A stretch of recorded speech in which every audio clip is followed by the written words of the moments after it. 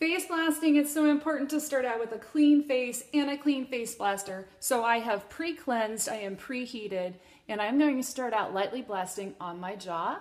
It's also important to use light pressure. I'm moving up to my nasolabial folds.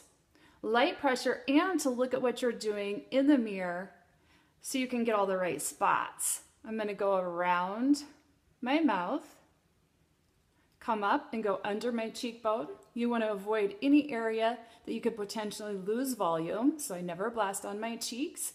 I'm going to go up right in here. This is great for TMJ. Going to go up to my temporal area. You never blast in your eye socket, never below the brow bone. So I'm going to come up just above my brow bone. And any forehead wrinkles, any wrinkles you have, you don't want to scrub at them to try to reduce them. See the blood flow? That is where the healing comes in. That increased blood circulation is going to deliver the nutrients that your skin needs. It's also going to release the fascia, the tightness that we have. So I'm going to come right up here in my temporal area. And then I do come around here by my nose. This is great if you have any allergies, any congestion. You can just see the incredible blood flow that I immediately get. Hit my nasolabial folds. You can stick your tongue out for a little backdrop there. I'm going to hit this jawline. And then I'm going to come down to my chin. I lightly blast right below here. Okay, it is a contradiction to blast directly over your carotid artery. Now again, I am using the same pressure I would use to apply face cream.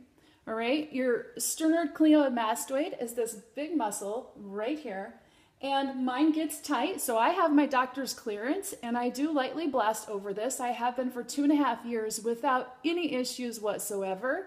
Your jugular vein runs right behind it, and your carotid artery runs right in front and below it. So please be mindful, get authorization if you're going to blast your neck area. I'm going to continue around to my traps and the back of my neck. I'm going to switch sides. There's also a full migraine series. It's great to do the migraine series in its entirety 10 times before you start face blasting. All right, so our scalp is covered in fascia. You want to include your scalp with every face blast. The key to doing your scalp is to have your hair combed so it does not get tangled. Okay, so you can put hair conditioner in your hair, or you can put some scalp oil. Oftentimes I don't use either. And as long as my hair is combed, it's easy to go right through here. You want to get your entire scalp. It feels so wonderful. Okay, and you can go any direction on your scalp. All right, so as soon as I'm done blasting, I want to cleanse. So use a post cleanser, and then it's very important for me to do a flush to avoid any inflammation.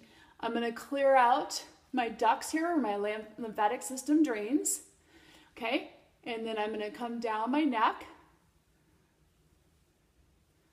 and I'm going to move up to my ear area.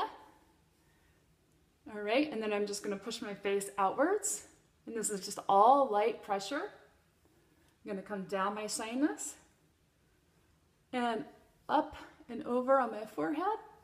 Okay, and you can do these strokes. You can do, 50 strokes on each. Just getting all areas of my scalp, and then I'm going to come across the back of my neck and bring it forward.